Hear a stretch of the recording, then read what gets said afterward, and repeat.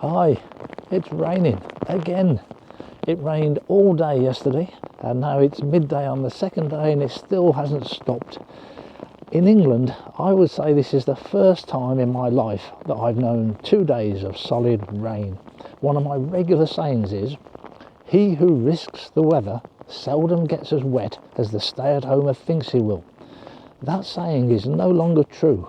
You go out when it's raining, you get wet.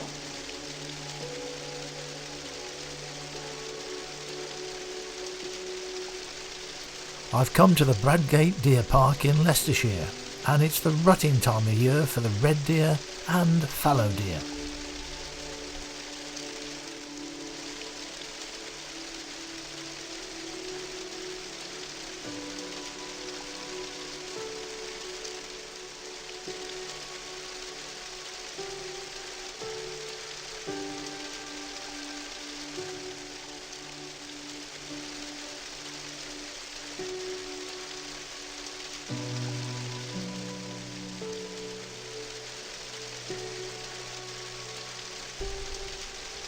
In the next sequence, when I'm talking to camera, my DJI Pocket 3 camera gets a bit waterlogged, or at least the lens does.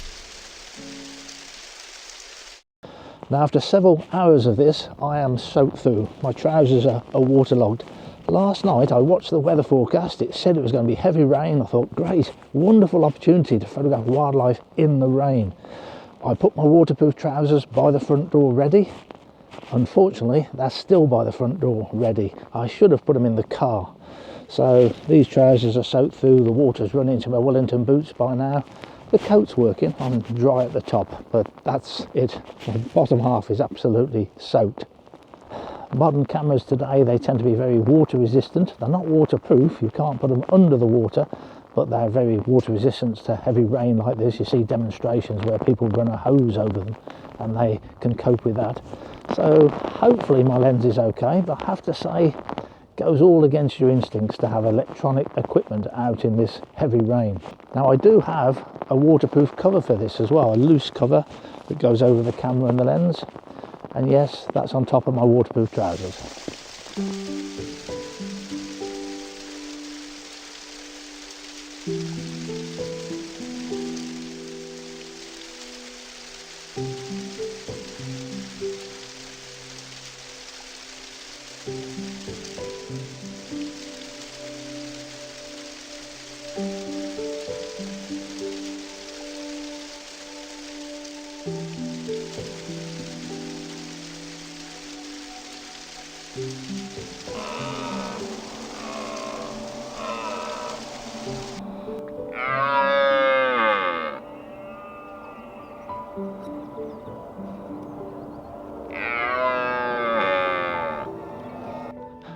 Today I've chosen a totally different weather forecast. This one is for blue skies and sunshine all day, and I've come down to Bushy Park down in the west side of London, and over the weekend I'm also going to go to Richmond Park. And those three parks, Bradgate, where we started off, Bushy and Richmond, are my three favourite deer parks in the UK. The reason I like them is they've got lots of wild areas, lots of bracken and rough grass. You don't want your deer on short grass that looks like it's been lawn mowed. You want it looking wild. And Bushy is particularly good because, well, one, you don't have to walk so far. You can get the car quite close to the centre of it. And also it's got this lake, and the deer quite often come into the water.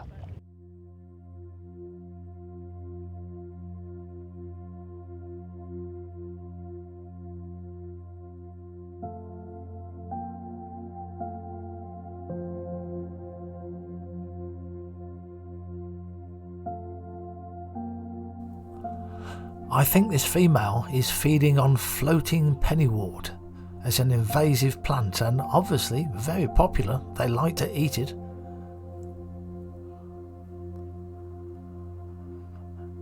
This stag approaches a little puddle for a drink, but it's not just a puddle for drinking, this is a wallow. This is where they can cover themselves in mud, and it's a common sight with deer.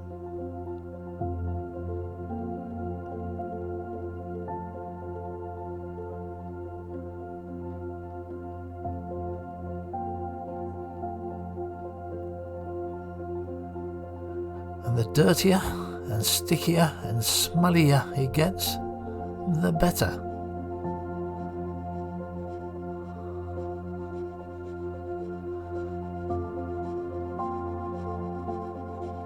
And once he's happy with the condition of his coat, he's off to find some headwear.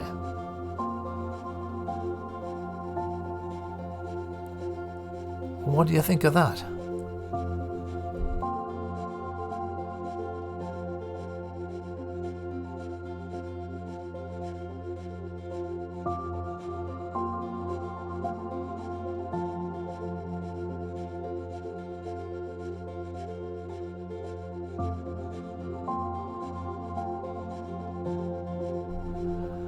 Time to go and see what she thinks.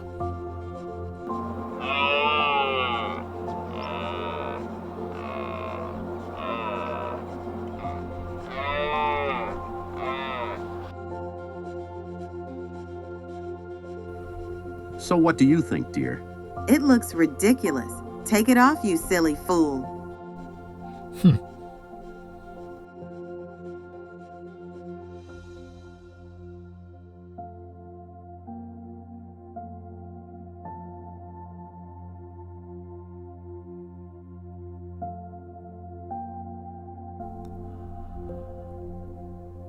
At both Richmond and Bushy Park, I arrived in the dark before there was any light, and there wasn't much of a sunrise. It was misty, but not with nice colours. And a great cormorant posed very well on the lake. Grey herons are exceptionally tame, as they often are in London parks. Bushy Park is also very good for photographing coots and moorhens. So this is Richmond on a different day, again arriving in the dark so you can find your deer ready. Before the lights come up, you want to be in the right place. And here I felt we were very lucky. I liked this grass, this very light grass. I thought that made a lovely setting for the deer.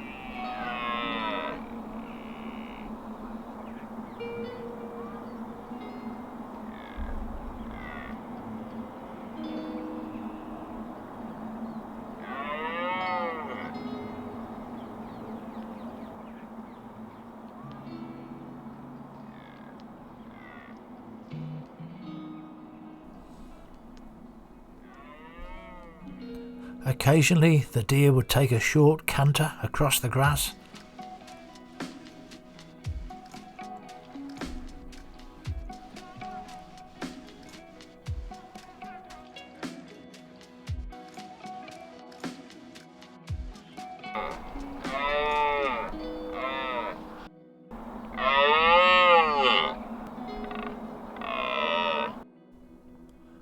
And for most of the day this stag was rounding up the females, trying to keep them together. Although the females are actually very independent, they actually do exactly what they want to do. The male was very clearly interested in mating, but not one of them was prepared to cooperate.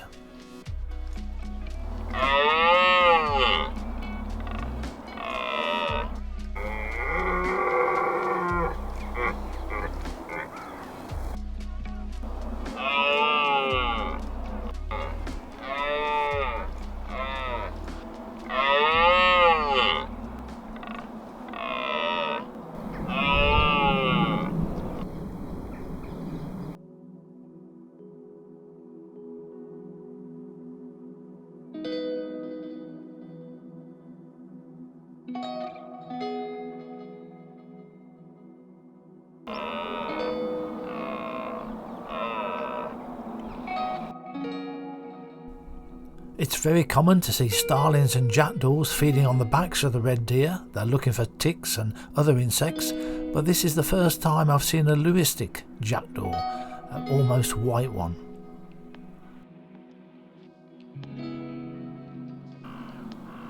Thanks for watching.